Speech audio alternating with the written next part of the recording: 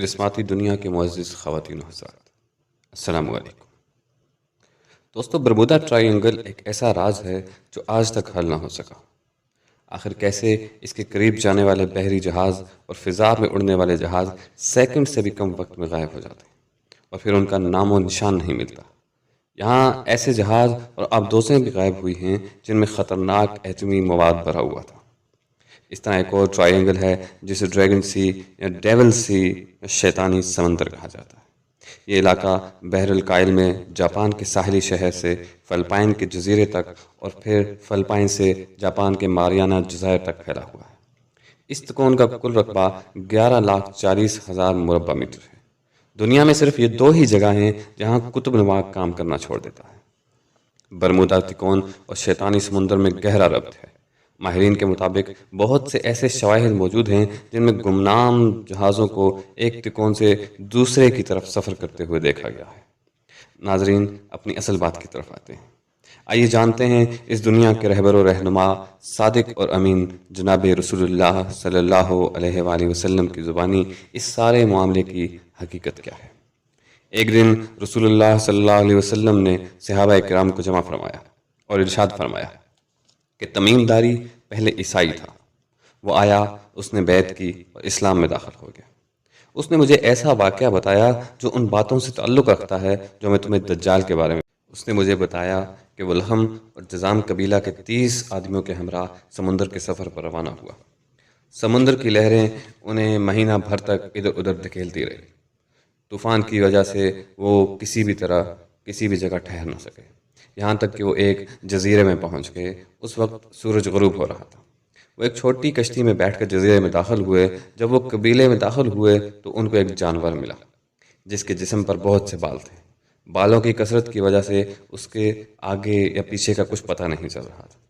انہوں نے کہا، تیرا ناس ہو، تو کیا چیز ہے؟ اس بالوں والے جانور نے کہا، میں جساسا ہوں۔ انہوں نے پوچھا، یہ جساسا کیا چیز ہے؟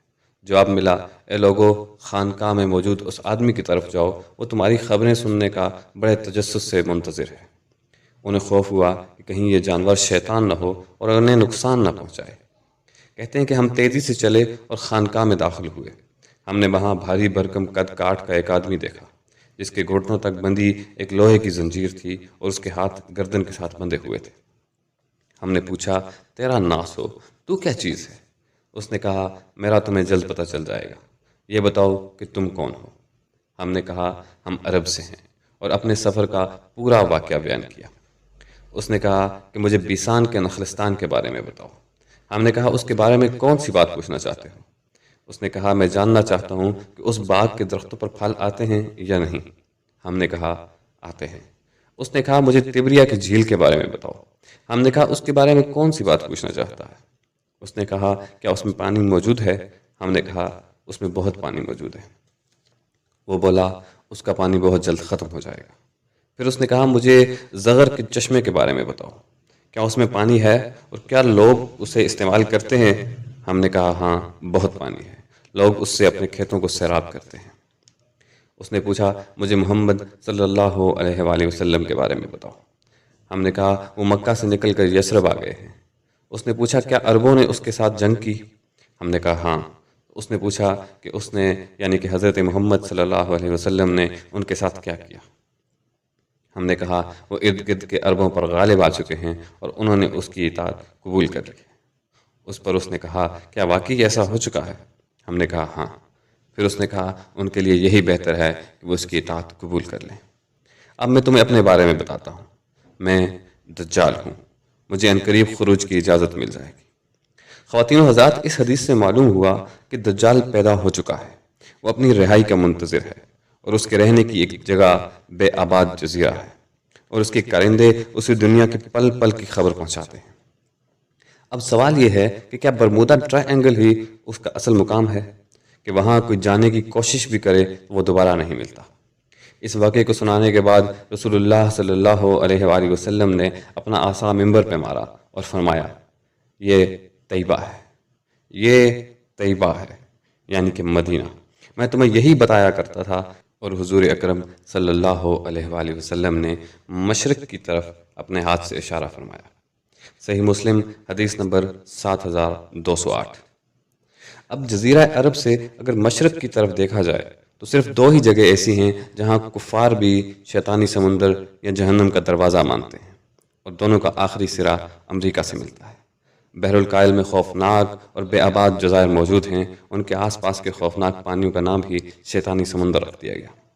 ایک مصری محقق عیسیٰ داؤد نے اپنی کتاب مثلث برمودا میں اس حدیث کی تعویل کی ہے۔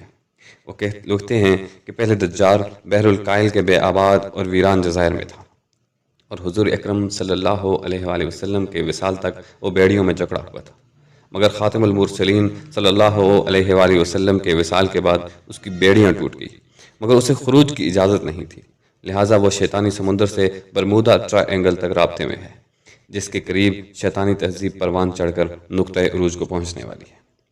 حضرت تمیم سے دجال کے پوچھے جانے والے سوال بڑی اہمیت کے حامل ہیں، کیونکہ وہ نشانیاں ہیں جن کے پورا ہونے پر دجال کو خروج کی اجازت ملے گی۔ اس نے بیسان کے باغ کے بارے میں پوچھا۔ بیسان کا باغ فلسطین میں واقع ہے، جو کہ ایک کھجوروں کا باغ ہے، لیکن اب وہاں پھل نہیں اگتے۔ پھر اس نے تبریہ کی جھیل کے بارے میں پوچھا۔ جہاں تک بات ہے جھیل کی تو اس پر بھی اسرائیل کا ہی قبضہ ہے، اس کا پانی بھی بہت تیزی سے خشک ہوتا جا رہا ہے۔ اور سوال نمبر 3 کہ مجھے زغر کے چشمے کے بارے میں بتاؤ۔ دلچسپ بات یہ ہے کہ یہ تیسری جگہ بھی اسرائیل میں ہی واقع ہے، لیکن اس میں ابھی پانی موجود ہے جس کے خشک ہوتے ہی دجال کو خروج کی اجازت مل جائے گی۔ اللہ تعالی ہم سب کو فتنہ دجال سے محفوظ رکھے۔